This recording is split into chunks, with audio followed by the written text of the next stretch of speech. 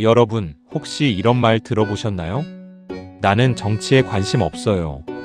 정치는 복잡하고 더러워서 보기 싫어요. 어차피 나랑 상관없는 이야기잖아요. 저도 한때 그랬습니다. 그런데 이것만큼은 분명히 말씀드릴 수 있습니다. 정치에 관심 없다고 해서 정치의 영향에서 벗어날 수는 없습니다. 왜냐하면 정치는 우리가 내는 세금을 결정하고, 우리가 받는 복지를 결정하고, 우리가 내는 대출 이자를 결정하고, 우리가 사는 집값에도 영향을 미치기 때문입니다. 정치를 모른다고 영향을 안 받는 게 아닙니다. 정치를 모른 채 영향을 받는 겁니다.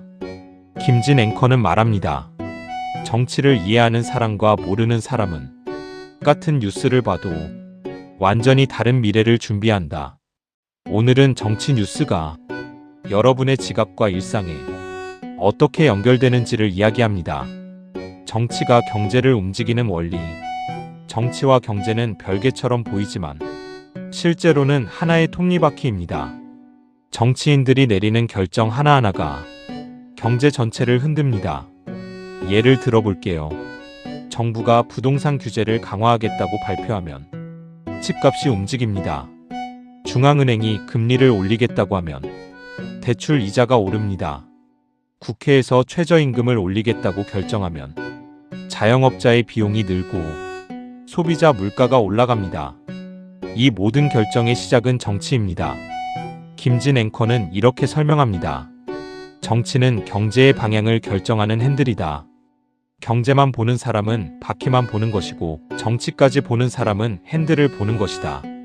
핸들이 어디로 향하는지 알면 미리 준비할 수 있습니다. 모르면 그냥 끌려가는 겁니다. 정치 뉴스를 내 돈과 연결하는 세 가지 핵심입니다. 첫 번째, 선거 결과가 내 지갑을 바꾼다. 선거철이 되면 많은 사람들이 이렇게 말합니다. 어차피 뽑아봐야 다 똑같아.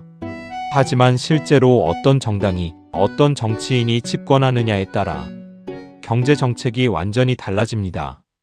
복지를 확대하는 정당이 집권하면 세금이 올라갈 가능성이 높습니다. 기업 친화적 정당이 집권하면 규제가 완화되고 주식시장이 반응합니다. 부동산 규제를 강화하는 정부가 들어서면 집값의 방향이 바뀝니다. 미국의 경우를 보면 더 명확합니다. 공화당과 민주당이 번갈아 집권할 때마다 주식시장, 금리, 달러 가치가 다르게 움직였습니다. 선거는 단순히 정치의 문제가 아닙니다. 내 자산의 방향을 결정하는 가장 큰 이벤트입니다. 두 번째, 예산안을 보면 3년 후가 보인다. 매년 가을 국회에서는 내년 나라 예산을 심의합니다. 대부분의 사람들은 이걸 그냥 지나칩니다. 나랑 무슨 상관이야. 하지만 이 예산안 안에는 내년에 어떤 사업이 뜰지, 어디에 정부 돈이 몰릴지가 담겨 있습니다. 반도체 지원 예산이 늘면 반도체 관련 기업과 지역이 수혜를 받습니다. 의료 예산이 늘면 의료 관련 주식과 산업이 움직입니다. SOC, 즉 도로철도항만 예산이 어디에 배정됐는지를 보면 어느 지역 부동산이 오를지 힌트를 얻을 수 있습니다. 정치 뉴스 중에서도 예산안은 가장 직접적으로 경제와 연결되는 정보입니다. 세 번째, 국제 정치가 내 물가를 결정한다. 2022년 러시아가 우크라이나를 침공했습니다. 그 결과 한국의 밀가루 값이 올랐습니다. 빵가, 라면값이 올랐습니다. 왜냐하면 우크라이나가 세계 주요 밀 생산국이었기 때문입니다. 중동에서 분쟁이 생기면 국제 유가가 오릅니다. 유가가 오르면 우리나라 휘발유 값이 오르고 물류 비용이 올라 전반적인 물가가 오릅니다. 미국과 중국이 무역 전쟁을 하면 한국 수출 기업들이 직격탄을 맞습니다. 지구 반대편의 정치적 사건이 내 장바구니 물가에 영향을 미칩니다. 국제 정치는 먼 나라 이야기가 아닙니다. 내 일상 비용의 이야기입니다. 정치 뉴스에 관심 없던 직장인 어씨와 꾸준히 정치 뉴스를 읽어온 PC, 2022년 금리 인상 시기의 이야기입니다. 어씨, 뉴스에서 한국은행 금리 인상이라는 소식을 들었지만 자세히 보지 않았습니다. 그해 초에 변동금리로 대출을 받아 아파트를 샀습니다. 6개월 뒤 대출 이자가 크게 올랐습니다. 월 이자 부담이 수십만 원 늘었습니다. B씨, 1년 전부터 미국 연준이 금리를 올리기 시작했다는 정치경제 뉴스를 읽어왔습니다.